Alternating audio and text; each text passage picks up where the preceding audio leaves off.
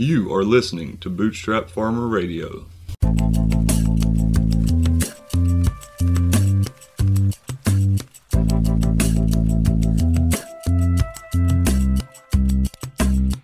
Hey everybody, this is Nick, and last weekend I got to spend the day with my friend Ryan Pierce of Fresh Impact Farms in Arlington, Virginia.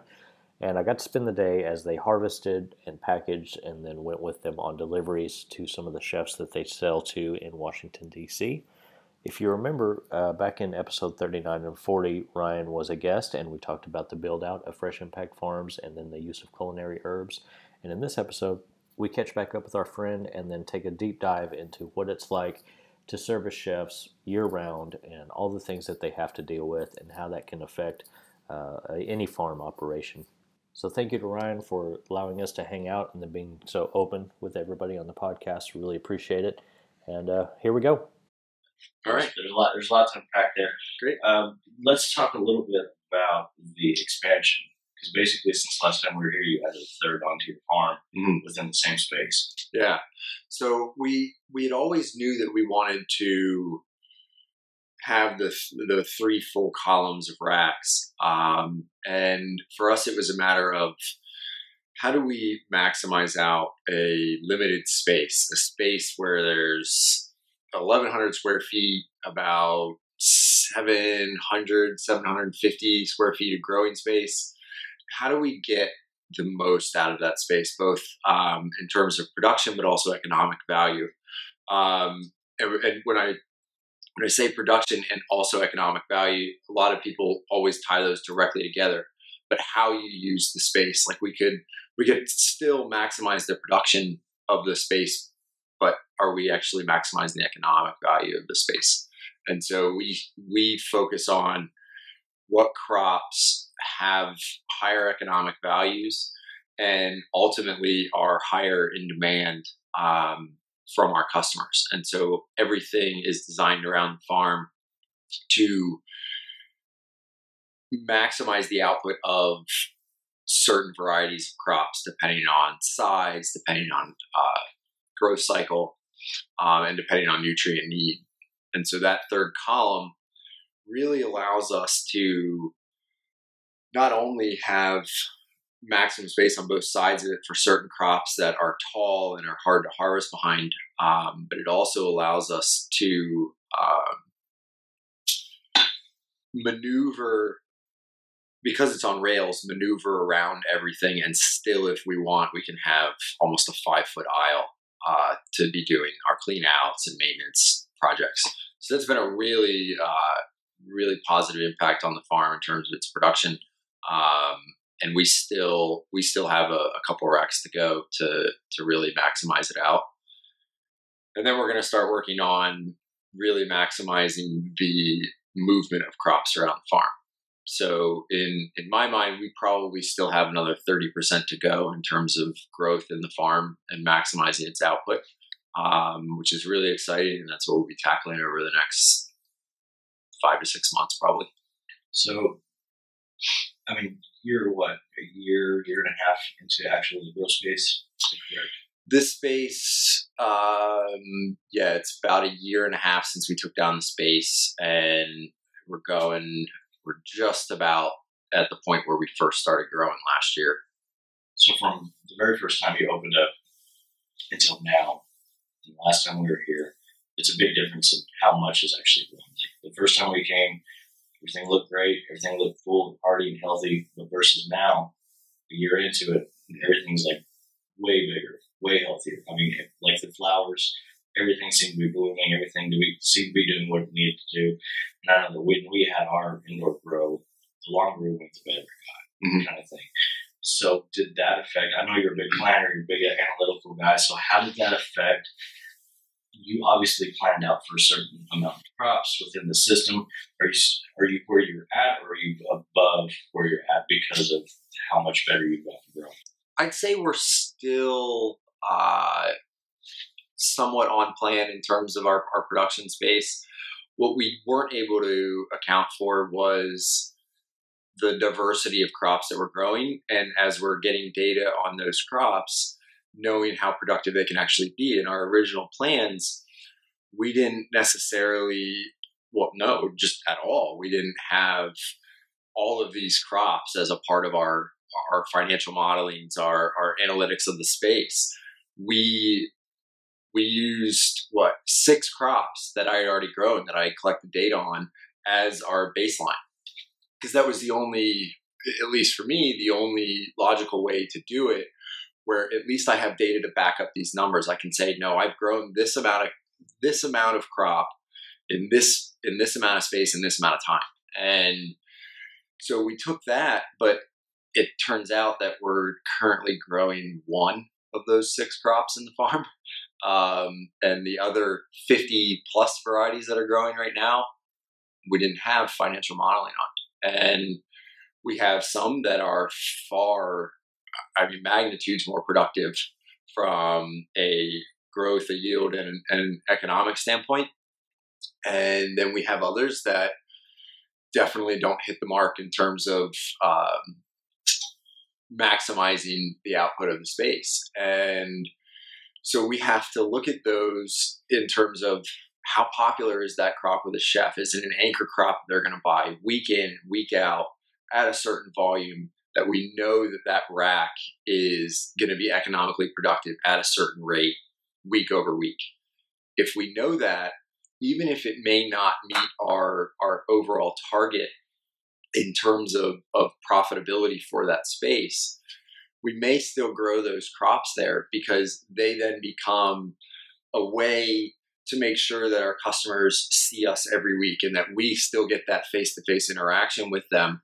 Because that's where, for us, that's where we get a lot of value in that feedback loop, in those conversations, and really building those relationships up. So if we know that they're going to use this crop week over week, we'll still grow it. We know we can make it up on other crops, but it's that constant review of everything.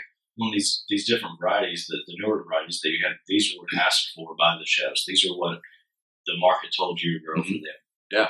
Yeah, exactly. And that happens all the time. And it's funny because as in some of the conversations yesterday, we've tapped out a lot of their dream crops because either we can't grow it or we already have grown it for them and it's available to them now. And so now they have to keep discovering, because we're going to keep asking. We're going to keep coming in and saying, have you seen anything new? Is there anything else that you want to play with? Is there something that we can experiment on? But that also goes to show that a lot of that weight of discovery has to fall on our shoulders. We have to take the time and the effort to do that. Otherwise, we're no longer, besides just being a grower, we're not that extra level of added value. We're introducing them to new products they haven't seen before, that they haven't had the opportunity to work with. And so for me, that's a big part of building these relationships is adding value outside of just the sale. We're introducing them to new products and expanding the palette. So I like to call it expanding the palette with which they paint or cook. And so the more that we can add to that palette, the more creative they can be and the more unique their restaurant can be from the one down the street. Because these guys in today's cutthroat restaurant world, they have to keep reinventing. It is not acceptable to maintain the same menu for months on end or a whole year. They're constantly having to keep reinventing. And so if we can bring in more and more new products and see if they like them, see if they want to work with them, then we're adding an additional layer of value into their business. Driving around yesterday, I asked, what are some of the challenges that chefs are facing now? And we had the conversation that was then told to us later on by one of the chefs that we visited. Mm-hmm. So let's put this into perspective, and especially from a place of empathy as a farmer servicing this industry, servicing chefs. What are they having to go through that some people may be missing? I mean, it's probably the best time to be a chef, but the hardest time to be a chef. I think there's all the celebrity around chefs nowadays has been really good for that profession. There's a lot of them making a lot of money out there right now, but there's also more pressure on them than ever. And I think that everybody sees the glitz and the glamour. What they don't realize is behind the scenes, these guys day in and day out put 18 hours of work in. And a lot of people just see when they're in the dining room and engaging with guests, and they see the finished product, but they don't understand how much time and effort goes into just creating one dish in these restaurants. This is not an exercise of a quick hour or two experimenting with a recipe and playing around. These guys, some of these chefs work for months on one dish, and they'll make it 100 times. Some of them don't. Some of them it takes 10 iterations. But people don't see that behind the scenes action that's going on, where that pressure is not just during service. That pressure is every day to keep developing, keep creating.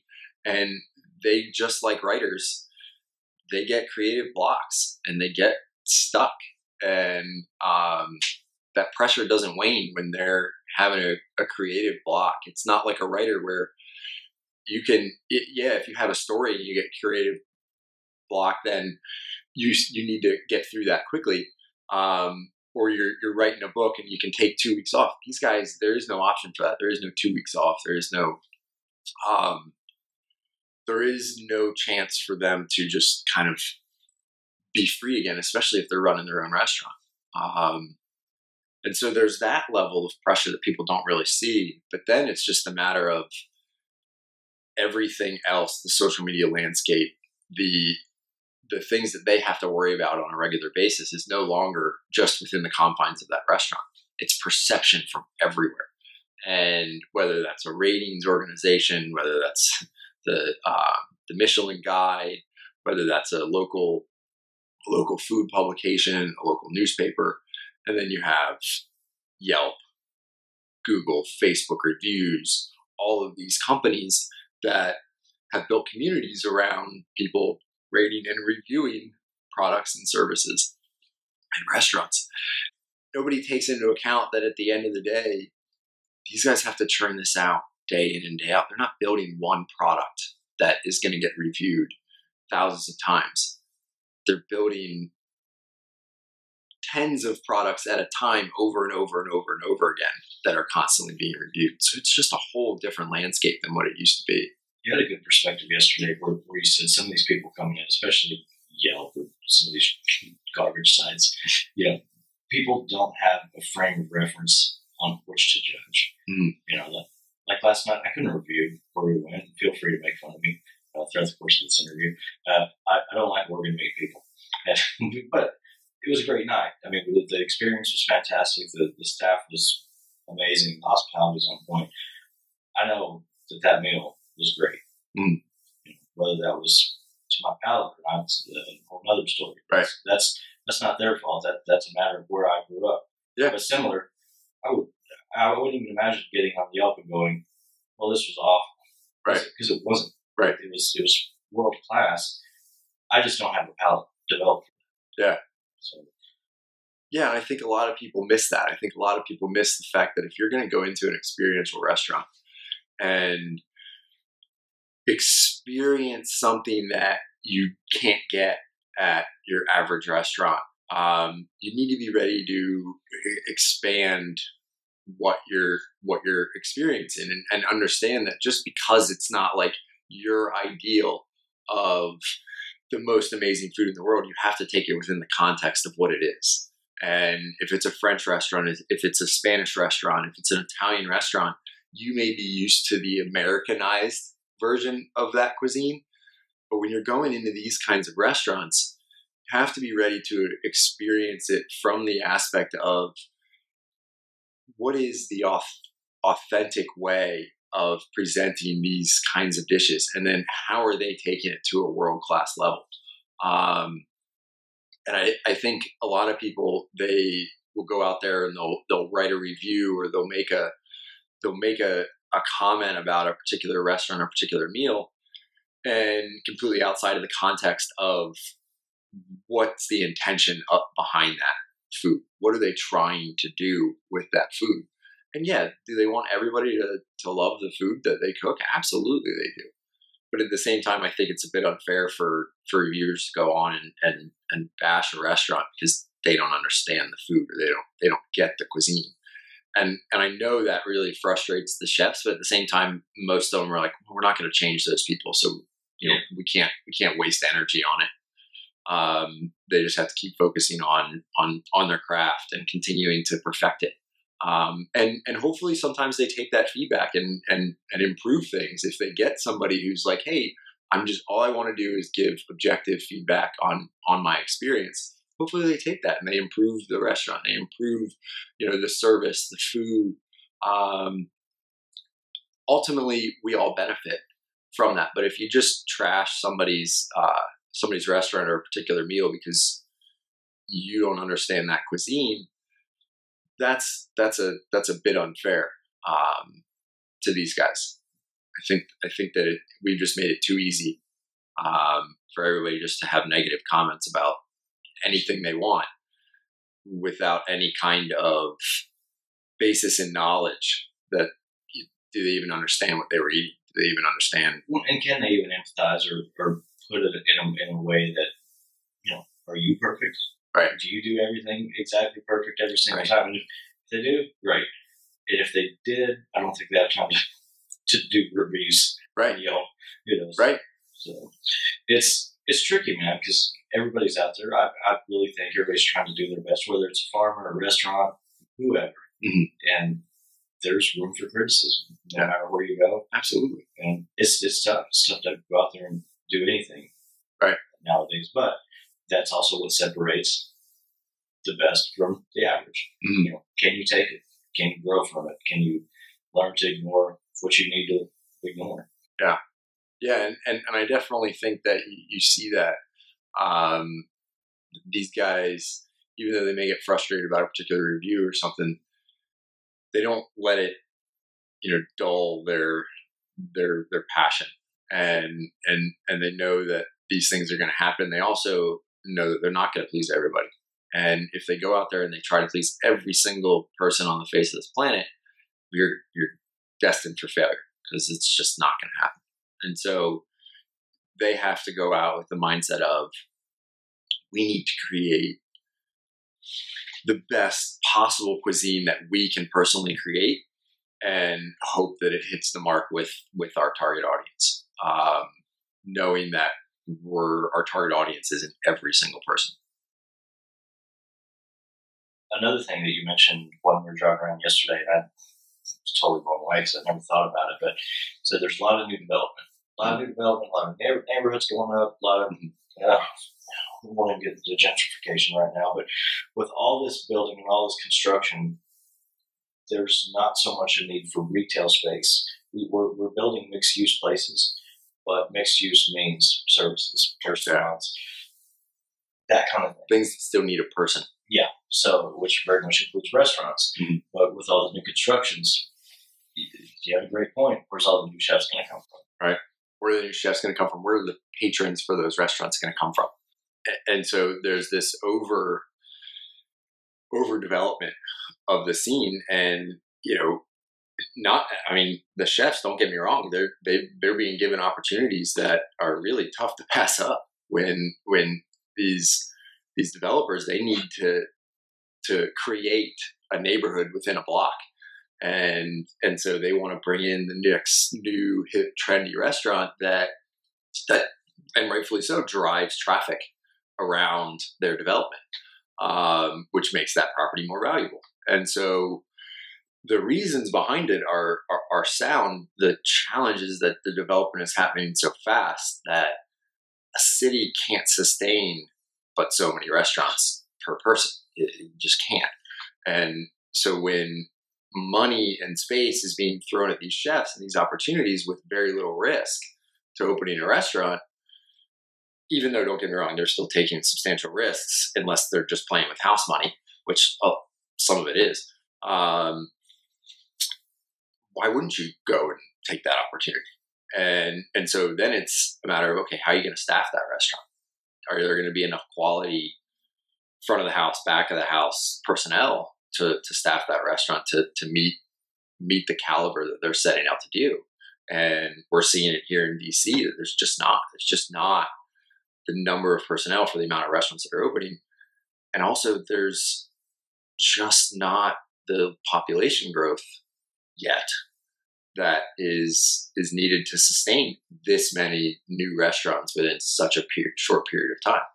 I think it was interesting when you talked about the staffing issue and almost having to cannibalize other restaurants, either within the restaurant group or restaurants in general, that it has forced a shift in the way staff is treated in the back of the house. Yeah, definitely. And I think, not only is it just good for business to make sure your employees are happy and they're engaged and they're excited to be there, and they don't feel demeaned when they're at work, but also people in an industry where there's a shortage of quality personnel, they don't have to take that kind of treatment. They don't have to be demeaned. They can feel like a valued member of a team, and they should feel like a valued member of a team wherever they are. And it's not just a matter of, I need a job, so I have to take this treatment. And so chefs have to become leaders in not only the emotional balance of the restaurant, but they also have to really treat it more like a family, that everybody has value. Because if one of your team members leaves, finding somebody that's of the quality that you need in your restaurant is not the easiest thing to do, because there's so many options out there for people in this industry. So it really, probably for the best, it's forced a more positive atmosphere within kitchens, but it has changed a shift from these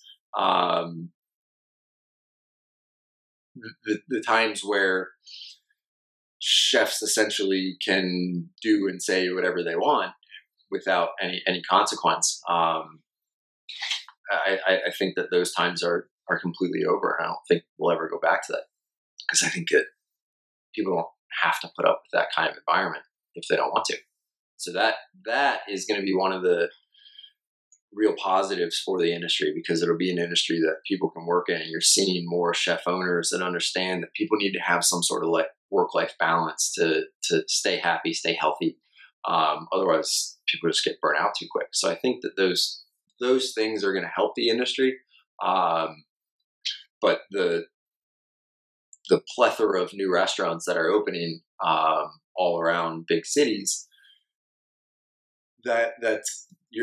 I believe that you're going to see more restaurants closing as a result of that, because their businesses are just being cannibalized, essentially, whether it's by the same restaurant group or it's just by the new trendy restaurant down the street. And then that restaurant opens, this restaurant starts to struggle, staff gets pulled from this restaurant to this restaurant, and then it's just a vicious cycle.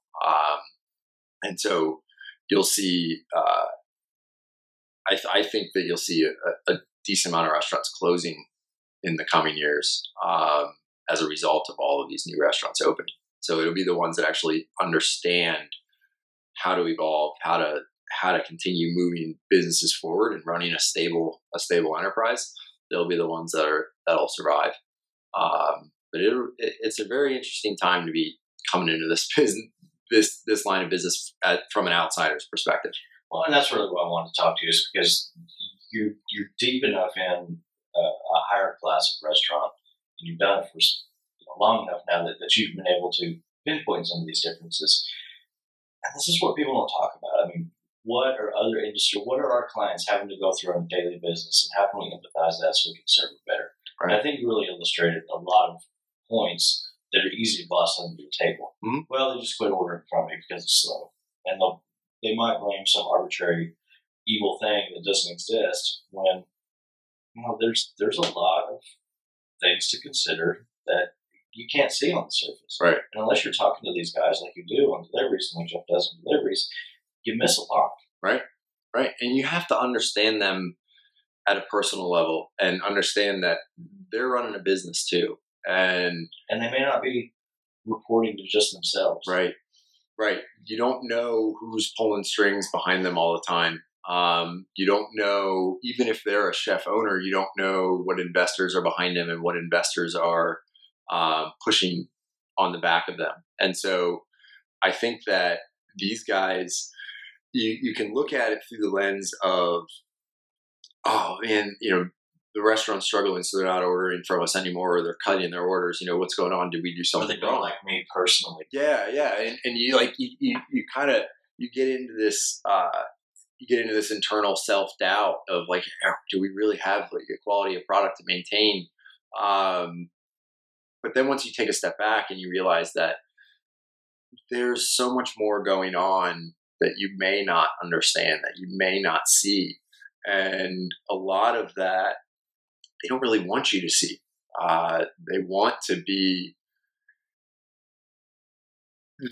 show that everything's okay, even though it may not be on the back end. And so you need to be empathetic to what they may be going through.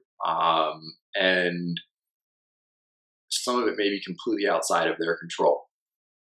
And so then it's on us as a vendor to understand that these cycles happen and we have to continue to evolve. Also, we have to spread ourselves out wider and work with more restaurants, so that way when one's struggling over here, we have plenty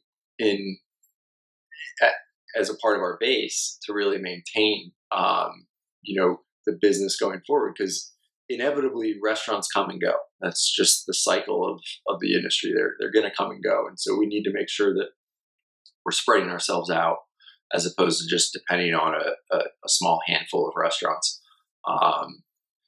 And also diversifying within the culinary industry. There's a lot out there outside of just restaurants. You have institutional organizations, you have catering companies, you have big banquet venues that also are looking for high quality products and products that are grown sustainably and within the local economy. And so diversifying that customer base is critically important, and it's something that we're going to focus a lot on in the coming months, to really break outside of just the mold of the highest of the high-end restaurants. Well, even within the restaurant, you can diversify. We talk, your stuff is showing up on pastries, it's showing up in various desserts and breads, and of course it's going to the bar area, which is a whole other revenue generator. A part of, but sometimes in complete separation from the restaurant itself. Yeah, oh, definitely. And it's been really interesting because you almost have to target those individuals depending on the restaurant, where you have to talk to the pastry chef to get your products into pastry. You have to talk to the bartender or the mixologist to get your products into the bar, because at a lot of restaurants, the ordering may go through a single channel, but they're all coming in saying what they need, and if they're not used to ordering from you or knowing that these products are out there and available to them, you may be missing, additional revenue opportunities within the same establishment, within the same order, and same delivery. And so we definitely have to diversify that out. And we're going to push that a little bit more, especially getting more into the bar area, because we know that bartenders and mixologists out there are trying to continue to evolve and use new techniques and new ingredients. And so that's a race to the top, man. I mean, that's right. It's just exploding. Oh yeah.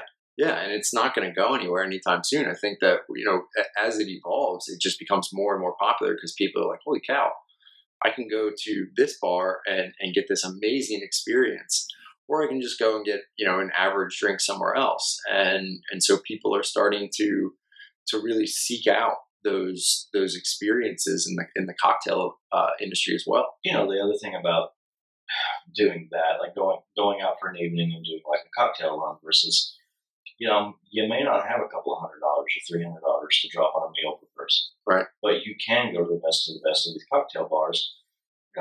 Look, man, the drinks can be $15, $16 a piece, but or 30.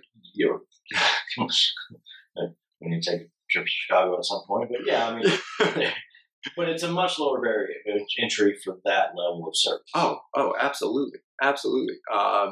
And some of these cocktail bars are just as hard to get into as some of these high-end restaurants too. You have to have reservations weeks in advance.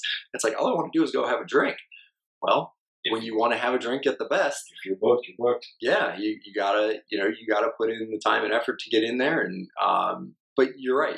You don't have to spend a couple $100 per person to go have an experience. And you can do it before you go out to dinner somewhere, go into one of these cocktail bars. And most of them, even the higher end ones, have happy hours where, you're not getting really big discounts, but at the same time, they're open, 4, 5, 6 o'clock, where you could go before going out to dinner and have 2 experiences in one night. But also these experiential restaurants are broadening their cocktail menu and really focusing a lot in on, are they bringing something unique to the table from the cocktail program? Or when they start blending performance art with the whole culinary experience. Yeah, exactly.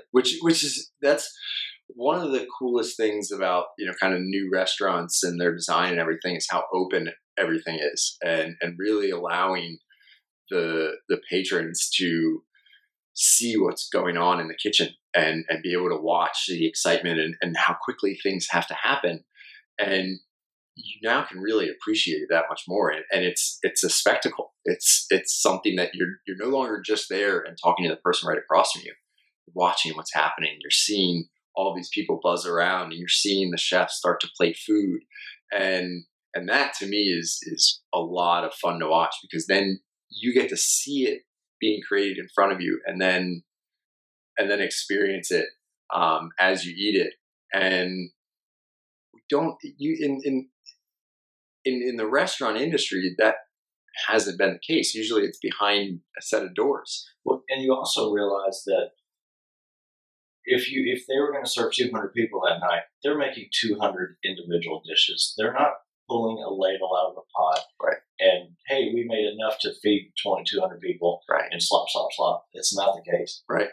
Exactly. Well, it's a real heavy statement, because it's until you see it, you don't realize it. I mean, you don't realize that, hey, they didn't cook 200 meals, but they prepped enough for these type of meals. Yeah. And each one is going to be individually made every single moment from nest to bowls. Right. Exactly. And even if there's some pre-made, they may have some pre-made sauces and things like that. It's like you said, it's not ladling into a bowl. It's very careful placement and the plating of these products, and how you visualize that dish when it comes and is placed in front of you. They think through all of those details, and it's so critical for them to make sure that each plate carries an elevated experience. So you can't have just, oh, that plate's a little sloppy. No, that doesn't. If somebody's coming in and paying that kind of money, and you're in this kind of restaurant at that caliber, nothing's acceptable beyond perfection and excellence at every turn. And yeah, are things going to happen? Are there going to be challenges in plating and service? Are there going to be mistakes that are made? Absolutely. But that doesn't mean they don't every single dish strive for excellence. And you can see it in the finished product. When you have 5 plates of the same thing, and they may not look exactly the same because they may have a different color flower here. That's on purpose, because it's not supposed to look like a factory. But at the same time, you can see the care that goes into plating every single one, and the angle of the petal of the flower, or the angle of the leaf on the plate. Somebody's thought about that. Somebody has carefully put that there. And so the amount of care that they take, the amount of care that was almost a sneeze, everybody. Yeah, right. I was waiting for it. The amount of care they take for every dish, I don't think unless you see it happening, we consider that. And look, if this is the type of people that we want to service from our farms, or let's just be aware of, if we're going to have that empathy, if we're going to have that understanding of our client, these are the things you have to pay attention to. Right. Or at least know enough that, this is really not what I want to do as a farmer. Right. I'm going to go play at a different venue. Sure. That's fine too. And everybody needs that. We need farmers that are working with the mom and pop restaurants. We need farmers that are working with fast casual restaurants. We need farmers that are working with, your mid-tier casual dining places. And then we need farmers that are working at the highest end of the industry, because we need sustainably minded farmers for all of these places at all of these price points. And I'm not saying that one farmer should make more than the other farmer. But what I am saying is that all of these places need options to buy sustainably grown, environmentally, environmentally minded farmers growing their crops for them. And if we just think that, only the best restaurants in the world can get access to really flavorful crops grown in sustainable ways, I think we're missing a big part of the market. If we're going to design our business, we need to know who we're designing it for. Right. And it has to be very intentional. If you were to design your farm back in the day to service food trucks, and now you're playing in this realm, how different would the design have been? How different would the delivery have been? Yeah, it would have been substantial. Number one, we probably would have had a drive-up window. Food trucks, they're not selling where that truck lives at night. So they're going to their place. So imagine a food truck on their way in, they pull the food truck up, here's your products for the day, you're off and running. The production mix that we do and how the farm is set up would be completely different, because we would be going with still very high quality crops, but more high volume, high turnover crops, because these food trucks need to spit out, a couple hundred lunches within 2 hours. And so it needs to be quick crops that don't take a lot of care on the end, like when they're plating food. But we would have just looked at all of the financial aspects of the business. We would have looked at the setup of the farm, the design, the engineering, completely different than what we did here. And one of the big aspects that I think is often overlooked is that you may want to build a farm, but you have to understand exactly who your target customer is before you even start thinking about what does the farm look like? What are the crops that I'm going to grow? Where is my price point going to be? Because if you haven't picked out your target customer, you don't know what that market is going to need. You don't know what the opportunities are for that market. So let's talk about that. I mean, you were sitting in an office, decided that wasn't for you, and it was time for you to move on, and you had access to a great chef right off the bat. Yeah. Were you already thinking about going this route, or did that play a major influence as you were starting to design the farm? I feel like we've known each other, 3 years now? Going on it. Yeah, and I remember those early days. Yeah. Whenever you were talking to this cat.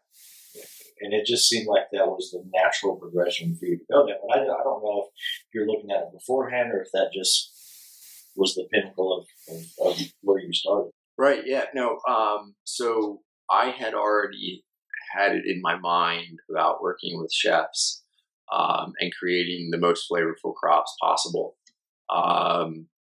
Before I had the conversation, was lucky enough to build a relationship with Chef Wiedmeyer. And that, to me, his confirmation that it was I didn't put it together, but that's who that was last night. Yeah. Okay. Yeah. So that was our first customer, was that restaurant. And so he gave me not only the confidence that we could grow things at the highest level that these incredibly discerning chefs would be willing to spend good money on, but at the same time that we could convince them that indoor hydroponically grown crops also could taste amazing and start to change that preconceived notion about those kinds of crops. And so it then went from there to, okay, if this market is right for this, which he helped us confirm, what does that crop mix look like? What is a farm that's designed to grow for these kinds of chefs? What does that look like? And then we had to go through and look at the financials of it, understand what are they spending on products like this now? What are a good sample set of products that we can grow for them that we know we can elevate to a high enough level that can demand a premium price, not only because it's locally grown, it's sustainably grown, but it's just better. It just tastes better. It just looks better. And how can we then turn that into a business that can be relationship based, where we know these chefs personally, we know what they like, we know what they don't like, but also make it scalable to where it's not just a one-off small boutique farm for one region. How do we perfect the systems and the processes to make this business scalable? Because the opportunities out there are enormous. As more and more people go out to eat, understanding those different market levels within the culinary arena, you can start shaping entire businesses around one tier of the restaurant industry. And I think that's what's really exciting about it, is that if you actually look at all these different aspects of the restaurant industry, you could focus in and get really, really tight in a niche and be really successful there. Or you can broaden out and try to appeal to all these different tiers by growing a small handful of really, really good crops at an affordable price that even some of your smaller mid-tier restaurants can afford and add volume. And so I think that the opportunities out there are really big, that you have to understand before you even go down the path of designing the farm, who you're targeting and what is the demographic that you're going after. Otherwise, you're going to be essentially driving with, one eye closed and the other eye slightly squinted. You think you see where you're going, but your depth perception isn't really all there. And you can't fully understand what are the not only economic opportunities, but what are the tangible changes that you have to make within your farm setup to support those different market areas. You planned this out well over a year. Mm-hmm. Was there stops that you were finding mentally saying, is this the right thing for me? Do I want to leave this job? I mean, you made well back in the day at the cloud computing. Yeah. You were doing well for yourself with Mm-hmm. cloud computing. And now you're there's no almost. I mean, you were risking a great paycheck to jump. Yeah. You tested a lot. What was keeping you from, was there anything that could have happened to have shifted that to an earlier state for you personally? Shifted the tune like this is it. This is what I want to do.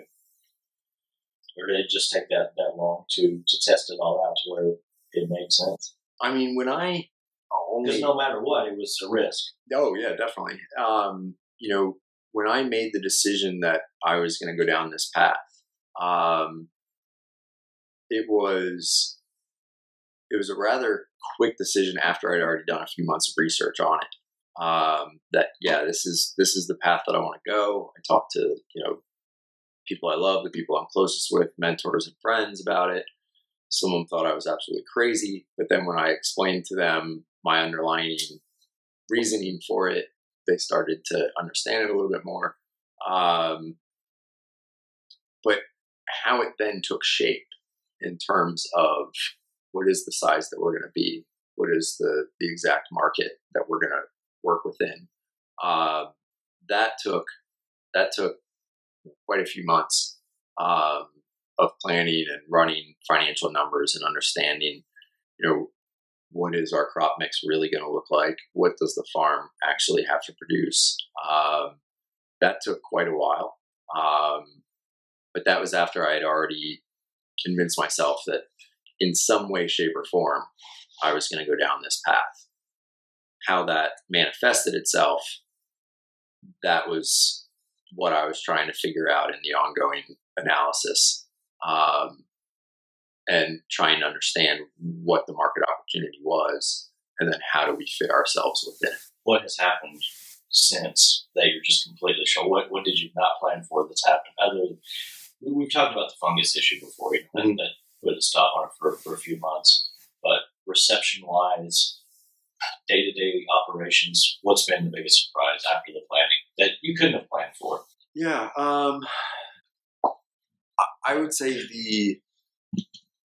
the growth of our sales revenue without expending sales and marketing dollars, it happening through word of mouth. That was how fast it happened. Was really a surprise. And then when chefs asked, why don't I know about you? Because we haven't really gone out there and tried to make ourselves known to everybody. Number one, part of that was strategic because we knew that if we tried to service, 40 restaurants out of the gate, that we would fall on our face and likely fail, and the quality just wouldn't be there. But number two, by having that word of mouth growth, you come in with instant credibility because all these chefs talk, they all know each other, and they tell each other where they're getting the best products. And so for us, it was a matter of how do we take what we know is a quality product, really build these relationships with these chefs, and then allow ourselves to refine our process, refine how the farm operates, and really handle some of these hurdles when we don't have 40 or 45 customers, as opposed to when we may have those down the road. We'll then have the process in place. We'll understand what it takes to deliver to 30 restaurants in a day, without doing that all at once. And so for me, it was how fast the sales revenue, once we really started actively putting ourselves out there, how fast those sales revenues grew, but that they all happened through word of mouth. I'm not a natural salesman. I don't really enjoy cold selling. But at the same time, that's just, as a business owner, that's just what you have to do. And so for me, it was a matter of how do I balance, the organic growth through word of mouth versus the need to continue to expand the sales base. And I think we're now in the process of shifting gears to doing a little bit more outreach, to try to diversify out our base a little bit more. But that was one of the things that really took us by surprise. None of our modeling took into account having a couple of restaurants that spent quite a lot of money every week and took up a lot of space in the farm. So we didn't account for any of that. We just couldn't have foreseen that.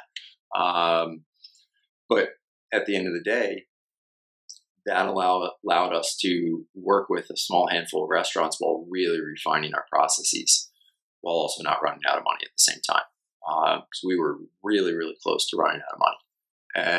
And then the sales just naturally ticked up, and that really allowed us to stay in business. And it happened at the exact perfect time. And now we're moving into the next phase where we need to expand ourselves out a little bit more and broaden our base, while continuing to grow those sales numbers.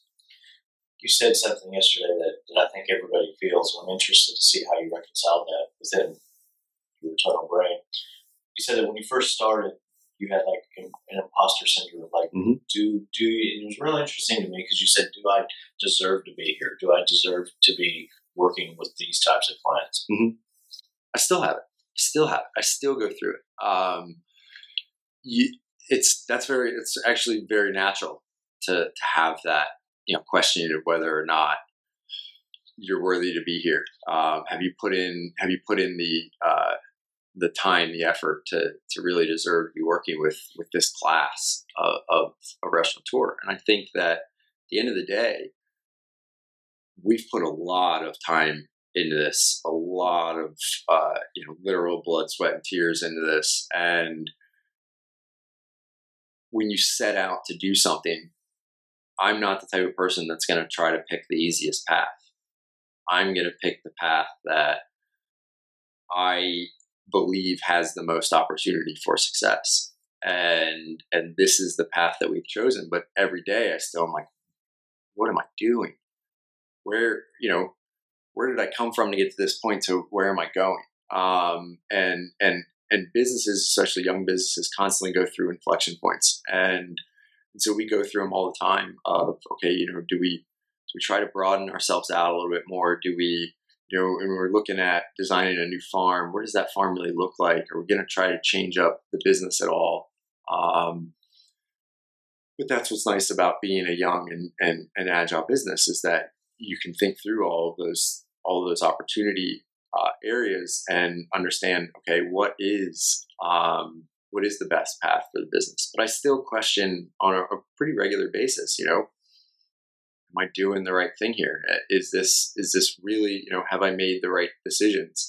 But I don't necessarily think that that's an unhealthy aspect. I wish I didn't question it as much, but at the same time, that forces me to have to think about, okay, if this is the right choice, what can I do to maximize this choice? What can I do to ensure that it is successful in the long term?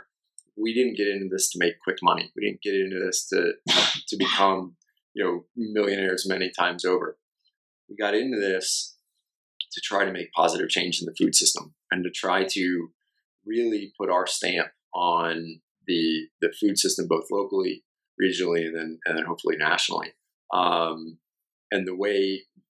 one of the ways that we saw we could do that is working with the chefs at the highest end of the market and really using their influencer value to push down some of these, ultimately the values that we hold in terms of sustainability, in terms of running a business the right way and making decisions that are not only based on financial sustainability, but economic sustainability and environmental sustainability all along the way. And not coming at it from the mindset of, I want to make $1 million in 3 years, and then I want to sell the company for however much money and get out and go do something else. Looking at it through the mindset of, this is a long-term game. This is something that's going to take time, but we're also just scratching the surface of what the possibilities are. I think it's interesting that you wanted to make changes like this, sustainability changes from the local food economy, but you realize it comes from the top down.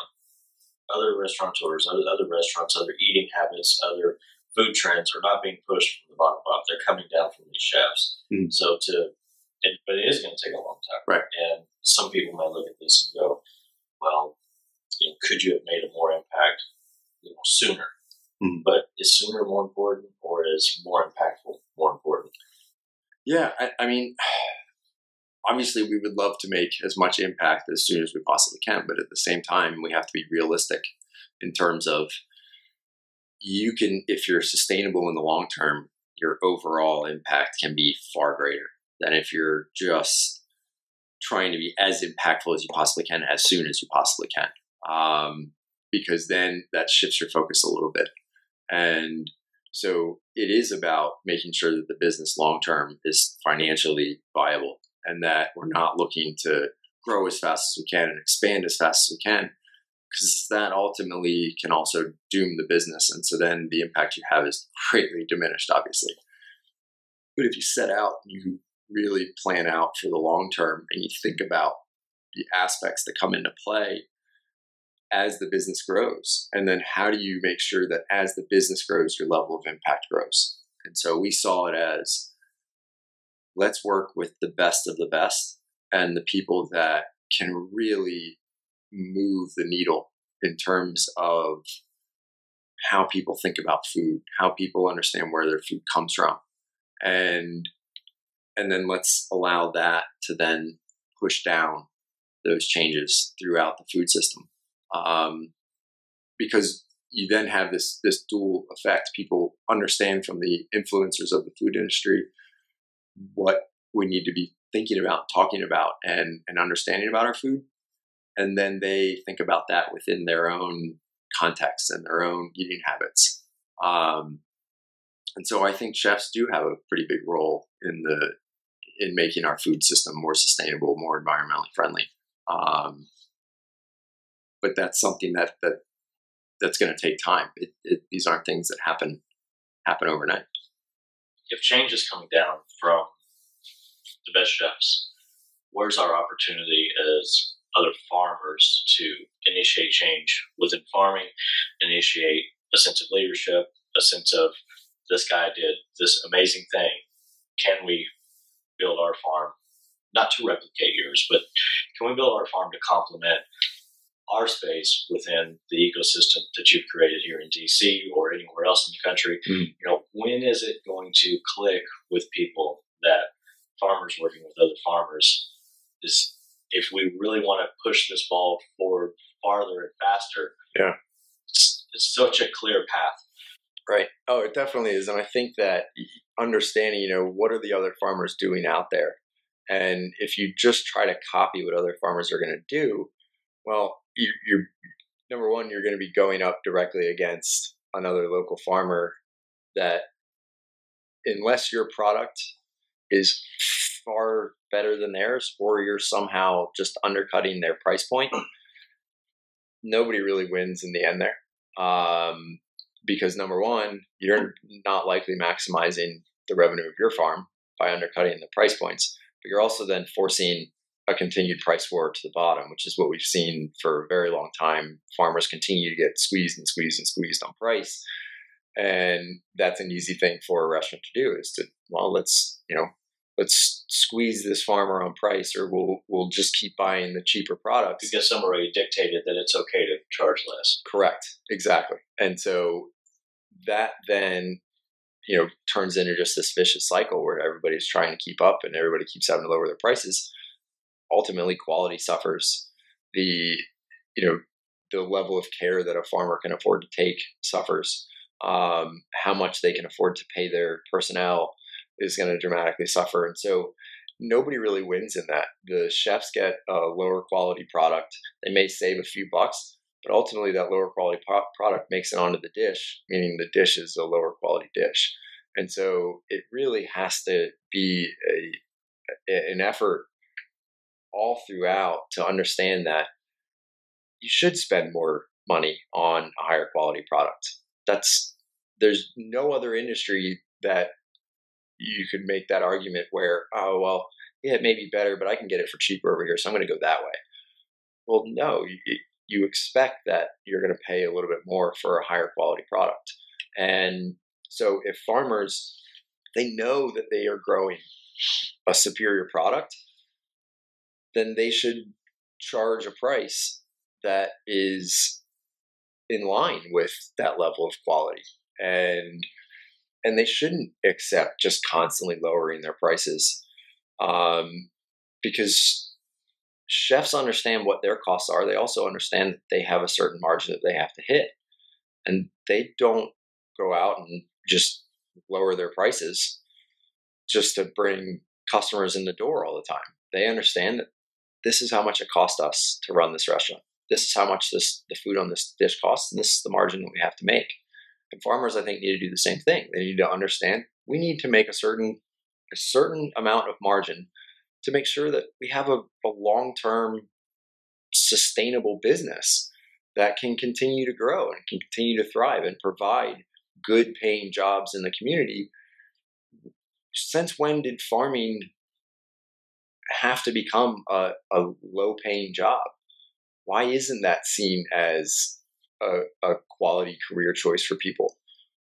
Well, because nobody wants to go in and work 60, 70 hours a week and make, $40,000 or $50,000 growing an incredible product, but not getting the value out of it from the end customer because they just keep on getting squeezed. So I think that we as the farmer community need to understand that working together, and I'm not talking about price fixing, but I am talking about working together to understand what is the value of these crops. And if we all just try to keep racing to the bottom to meet, the demands of chefs who say they want to buy local, say they want to buy the highest quality, well, then that comes with a cost. And the farmers need to understand the quality of their product and charge accordingly. And don't have the mindset that, oh, well, if I just lower my price by 25%, I can sell X amount more. Yes, but at what quality? What are you sacrificing to do that? And is your business then financially viable over the long term? And so I think farmers need to rethink margins and need to rethink, what what is their product worth? And we as just Americans in general don't put enough value on food. We always want to buy the cheapest food. We always want to buy, go to get the special deal. Well, that's a bit misguided, because ultimately you're getting lower quality food that's produced in industrial ways that we're finding isn't actually all that healthy for us. And so I think that not only does there have to be a shift from the farmers, there also has to be a shift in mindset in terms of what is the value of really good food, and be willing to pay that and spend more of our income on high quality food that actually makes us healthier versus stuff, if you will. Well, to your point, if we build a farm to exactly emulate another farmer, there's a huge disconnect because your market research has not been done. Mm. You based a farm off of systems and off of a process that you fully don't understand and can't understand the little nuances. Right.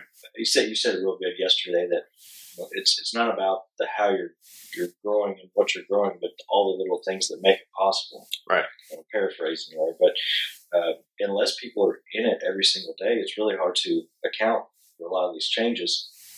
But if we've spent the first half of this conversation talking about the mind and the life of a chef, if you build this farm after somebody else, you miss all that. You miss the conversations that you built your farm on. Right. Yeah. You don't get the full context of what it takes to build a successful operation, and you don't understand what actually goes in behind the scenes.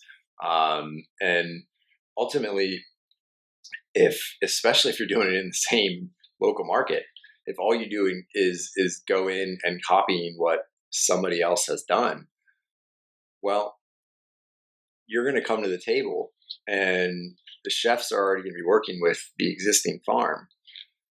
And then what are you bringing?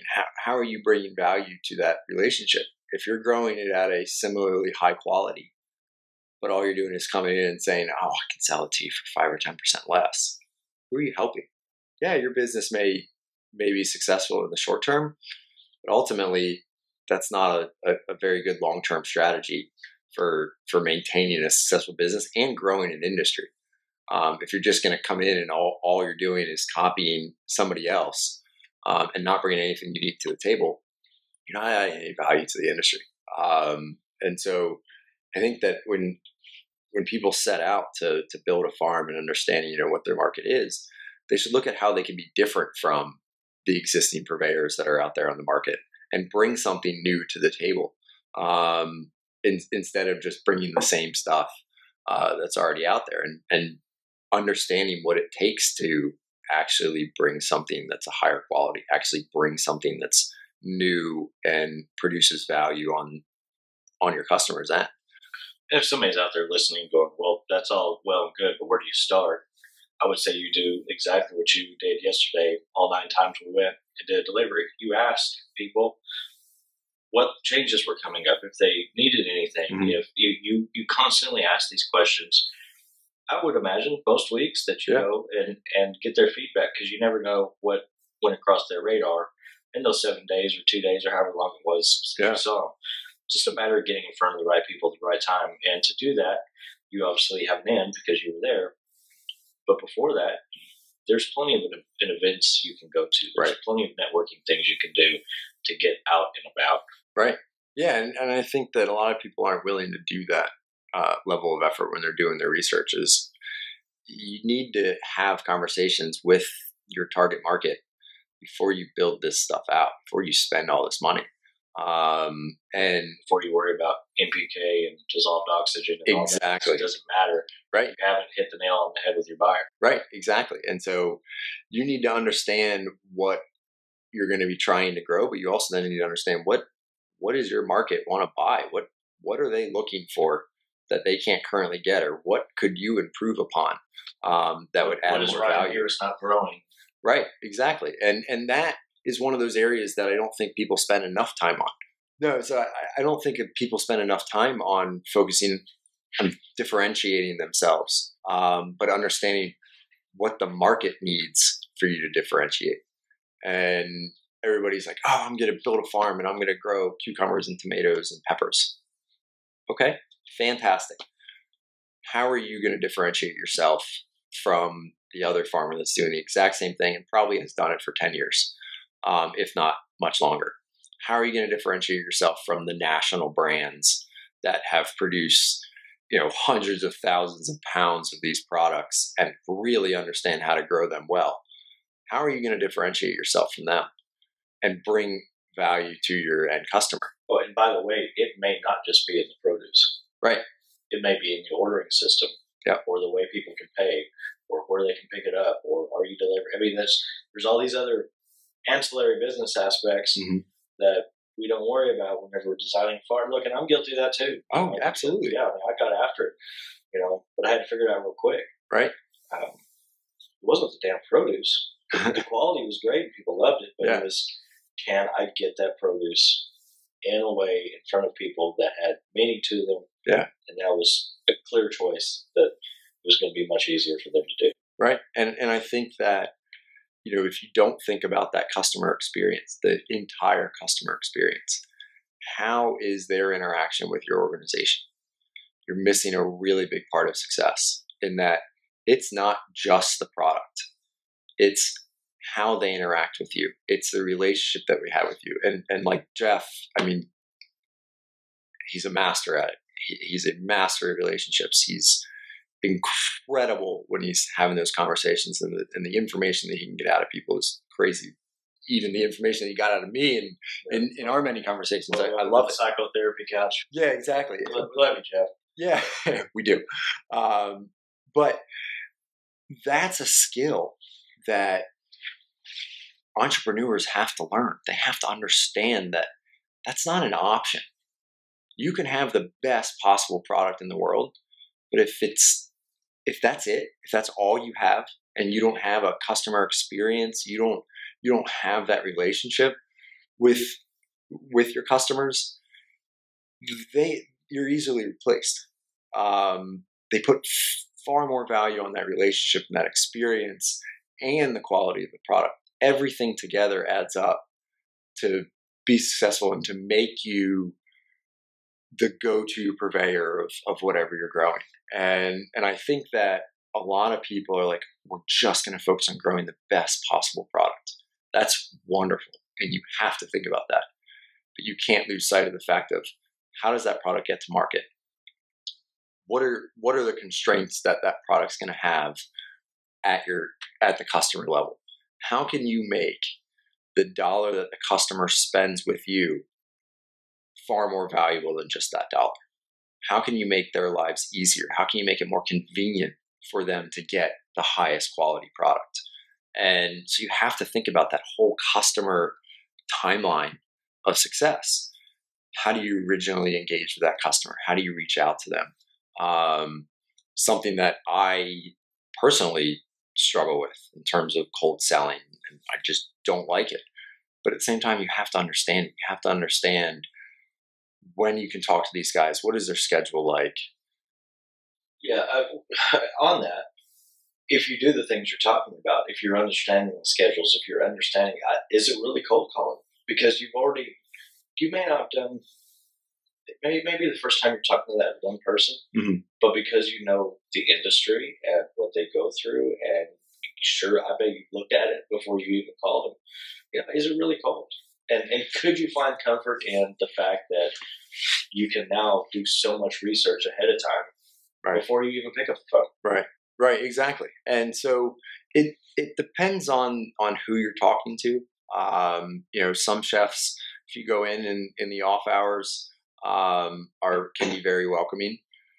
But also you go in at a time where they're a little busy or they're having a hectic day, well, they automatically have a bad taste in their mouth because nothing was set up in advance. They didn't know you were coming, and they frankly just don't have time for you to be there when you're there. And so you need to be sympathetic to that. You need to understand that these are very busy people who don't have just extra moments here and there. And so how you approach them, the time you approach them, and do you make it easy for them to understand what you're doing, try some of your products, and then either come on board as a customer or, give it some thought, see if your product's working in their menu. How do you make that process as easy as possible and as painless for them to become a new customer of yours? Because ultimately, they're getting products from other purveyors already. Adding another purveyor into the mix isn't always the easiest thing for them to do. And so you need to make that a painless process so that way they can come on board. It's convenient for them. And ultimately, you can gain more customers faster the easier you make that onboarding process. And I think a lot of people overlook that. A lot of people, and I want your opinion on this, think that indoor growing, I want to know if you thought it, is year round. But they don't account for the seasonality of their client affecting the seasonality of their farm. Right. Yeah. And so we didn't put enough thought into that.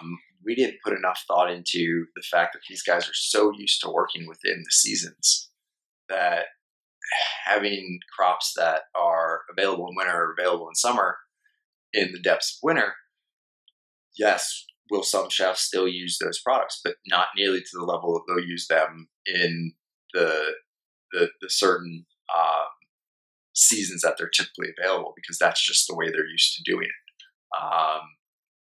And so we didn't put enough time into understanding when should we start fall crops, when should we start winter crops, when should we start spring crops,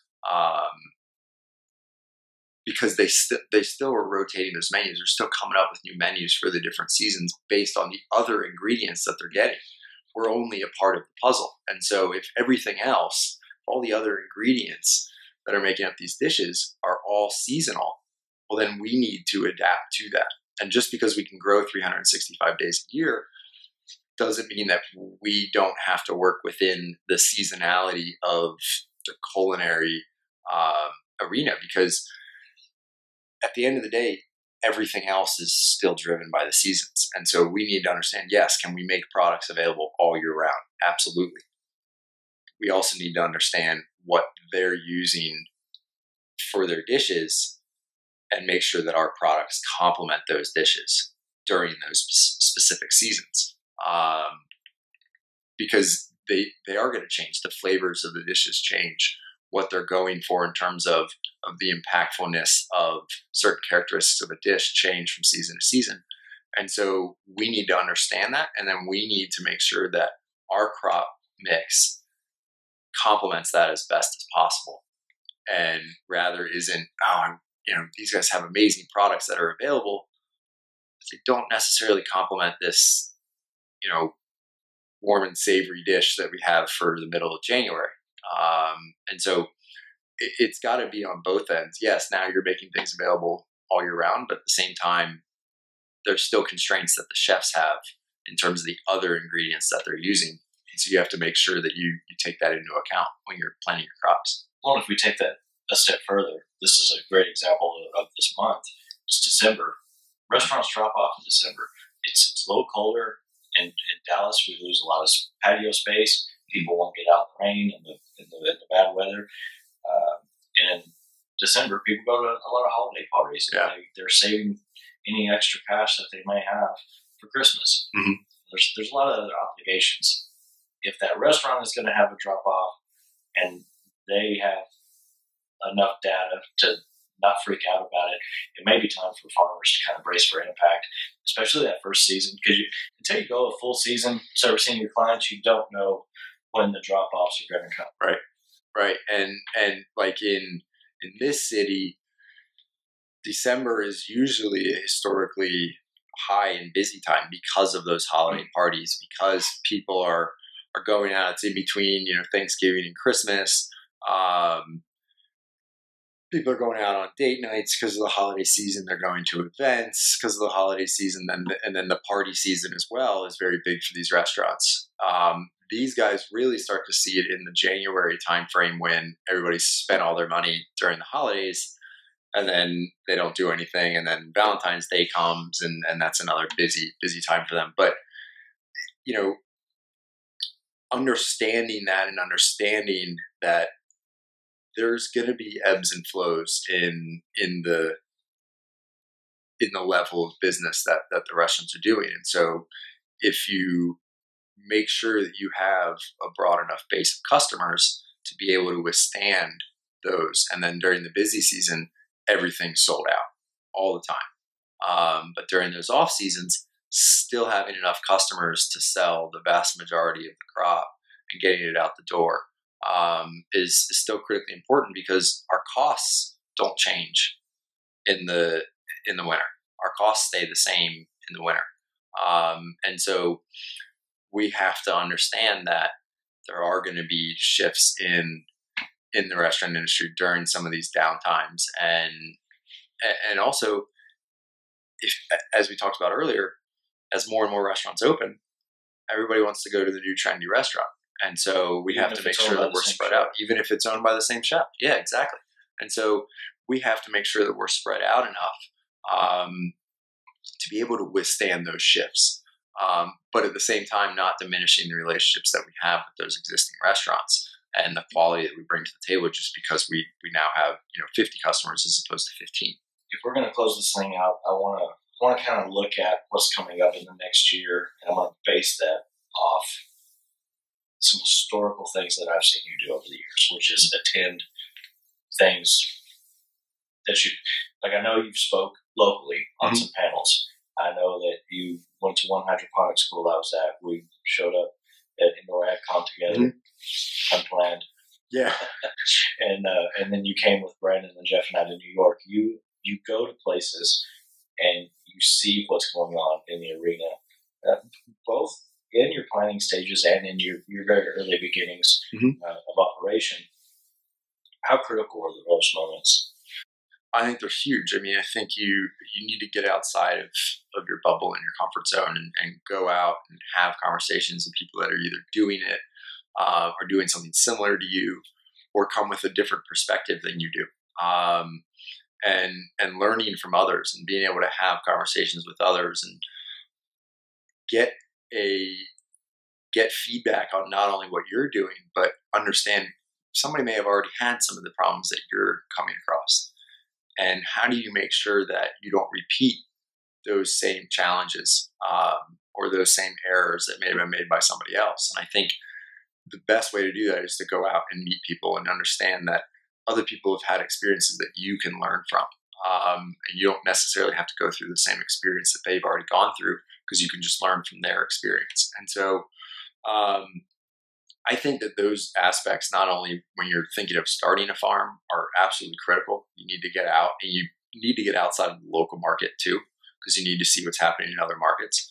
But also talking to people up and down the industry, talking to the equipment suppliers and the vendors, talking to your technology suppliers, talking to other farmers, talking to other potential customers in other markets, and really understand the full breadth of what's out there, and not getting bogged down in your own bubble of, I'm planning this farm, I'm planning this business, because you're missing a lot of perspective that's out there that really helps you grow and see things, and you'll likely make some changes based on those conversations and based on those experiences. I know I did, both in the initial planning stages and then ultimately, when we started actually operating the business. Those experiences have really helped to shape the direction that we take the business as a whole. When you talk about the local markets, I never, ever would have thought that the administration change at the presidency would have, you always kind of wonder about a place that you don't live at. And of course, DC is one of those areas that you just probably, from an outsider's perspective, assume a lot of things. Yeah. But it was a big shift around here. Yeah, it was. And, we didn't fully appreciate it until we had talked to a number of people about it. And this town, obviously, when you have big shifts like that, you have a lot of people that are coming in from the outside that are either part of a new administration or part of new delegations of some sort.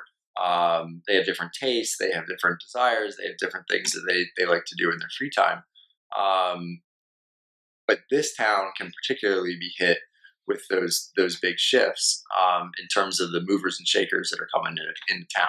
And we didn't anticipate that at all. We kind of assumed that, well, the population of DC doesn't really change all that much. Yeah, there's a lot of people that are in and out of DC, but by and large, the people that live around here, they're here. They're not moving in and out within administration. But when you talk about places where movers and shakers go to eat and what they do in their free time, that can have a very big impact on some of these industries.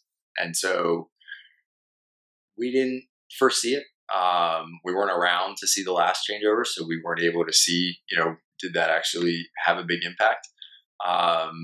But ultimately, you need to be prepared for any kind of shift in your local economy. And you need to think about these things before they happen to make sure that your business is buffered in terms of major shifts, in terms of major economic downturns. And a lot of people just are looking at, how do we just keep going? How do we keep getting bigger and bigger? And they're not thinking about, how can we protect our business from major economic change, major political change, and really make it a more sustainable business and more able to deal with those shifts in whether it's political changes, whether it's economic changes, so that way you're not caught off guard. You see what the potential changes are, and you've put a strategy in place to handle those changes. I think that's something that people don't always consider when they just see opportunity. They don't think about, okay, well, what happens if there's a major shift in the market? Is my business still viable? And that's a really hard thing to think about. But if you don't think about it, then you will be caught off guard. I think a lot of businesses deal with that on a regular basis. Well, you just said it, opportunity, and there's the good thing about us is we always have another opportunity to do this again. I think we could probably stay here for another couple hours. Yeah. Similar to what Wyatt and I did the other day, but I'm very thankful to be able to come out and visit you on a semi-regular basis. Yeah, it's always a great time. And see your progress. I mean, over the last 2-3 years, it's been pretty phenomenal to watch from the beginning to where you are now. You've really done a fine job. I'm just happy to get to ride along sometimes with it. So, thank you. I appreciate that. It's been a wild ride. So we look forward to it continuing. Well, we're going to check back in with you probably in a few months. So everybody looking forward to that. If you have any questions, let us know. But thank you very much for your time. Thank you for toting us around. Oh, my pleasure. And thank you for everything you guys do for the industry. It's great. I love it. All right. That was Ryan Pierce, everybody. This podcast is brought to you by Bootstrap Farmer, music by Random Rap. Everybody get back to work. We'll see you in a couple days. Thank you.